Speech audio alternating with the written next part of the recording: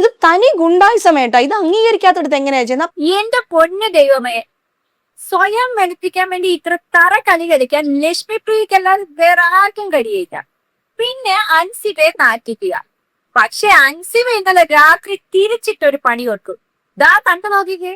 ശ്വേതാ മേനോനും ലക്ഷ്മിപ്രിയയ്ക്കുമെതിരെ വീണ്ടും പരാതിയുമായി നടി അൻസിബ ഹസൻ സമൂഹ മാധ്യമത്തിലൂടെ വ്യാജവും അശ്ലീലവും നിറഞ്ഞതുമായി വീഡിയോകൾ പ്രചരിപ്പിച്ച് സ്ത്രീത്വത്തെ അപമാനിച്ചെന്നാരോപിച്ചാണ് പരാതി. അൻസിബ മദ്യപാനിയാണെന്നും റൂമിൽ മറ്റൊരു പുരുഷനൊപ്പം മുഖം മറച്ച് താമസിക്കുന്നുവെന്നുമായിരുന്നു ലക്ഷ്മിപ്രിയയുടെ ആരോപണം. പുള്ളിക്കാരിയുടെ ഇന്റർവ്യൂ കൊടുക്കെ വേറൊരു കാര്യം പുള്ളിക്കാരി പറഞ്ഞു. നിങ്ങൾ അതൊന്ന് കേട്ടേ. അതായത് ഫസ്റ്റ് തന്നെ റിപ്പോർട്ട് അവതരണത്തിനെ തടസ്സപ്പെടുത്തുന്നുണ്ടായിരുന്നു. റിപ്പോർട്ട് അവതരിപ്പിക്കാൻ പാടില്ല, ഈ റിപ്പോർട്ട് ഞങ്ങൾ അംഗീകരിക്കുന്നില്ല എന്ന് തന്നെ പറഞ്ഞു. 1000 ചാക്ക് സിമന്റിന് വെറും തുച്ഛമായ 1,40,000 രൂപയെ കൊടുത്തിട്ടുള്ളൂ. അത് ലാഭമാണ്. എത്ര എത്ര എത്ര എത്ര പറയുമ്പോ കേൾക്കണം. പറഞ്ഞപ്പോ കേട്ടു. 1000 ചാക്ക് സിമന്റിന് 1,40,000 രൂപ പോലും. അപ്പൊ ഒരു ചാക്കിന് എത്ര? കണക്ക് കൂട്ടി നോക്കണം. കൂട്ടി നോക്കണം. തനി കൂട്ടിയാലെന്താ? അവിടെ താൻ പറഞ്ഞ ക്ഷാമകാലമാണെന്ന് ഓർക്കണം. സുഹൃത്തുക്കളെ ക്ഷമിക്കണം, ഇത് കൊള്ളയാണ്, തട്ടിപ്പാണ്, പകൽ കൊള്ളയാണ്. നമ്മളെ കേൾക്കാൻ തയ്യാറാവുന്നില്ല, രണ്ടു വശവും കേൾക്കാൻ തയ്യാറാണ്. അപ്പോ ഞങ്ങൾക്ക് കണക്കെഴുതി തരുന്നത് ഞങ്ങളാണോ കണക്കപ്പിള്ള?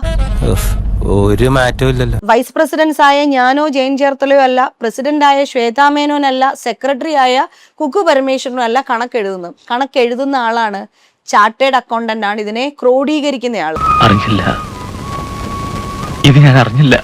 ആ ആൾ ആദ്യം തന്നെ സ്റ്റേജിൽ വന്ന് നിന്നിട്ട് പറയുകയാണ് ഈ കണക്ക് തെറ്റാണ് എന്ന് അദ്ദേഹം തന്നെ പറയുമ്പോൾ This 140 rupees for one sack of cement is cheating. He is cheating. കള്ളൻ. ഞങ്ങൾ എന്ത് പറഞ്ഞിട്ട് അംഗീകരിക്കും? Get out house.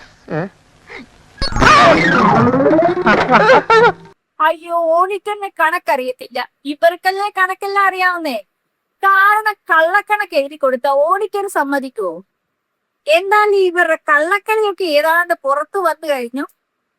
നിങ്ങൾക്ക് എന്താണ് ലക്ഷ്മിപ്രിയയെ കുറിച്ചുള്ള അഭിപ്രായം? ഇവരെ ഒരു നടിയായിട്ടൊന്നും എനിക്ക് തോന്നിയില്ല.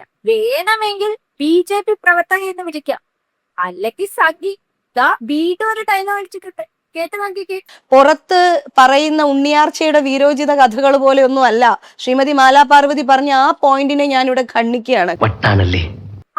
ഈ പുള്ളിക്കാരിയുടെ ഈ ഡയലോഗ് ഒക്കെ കേട്ടപ്പോ എനിക്ക് തോന്നിയ ആ ഒരൊറ്റ ഡയലോഗ് എന്തരാണെന്ന് അറിഞ്ഞൂടാ.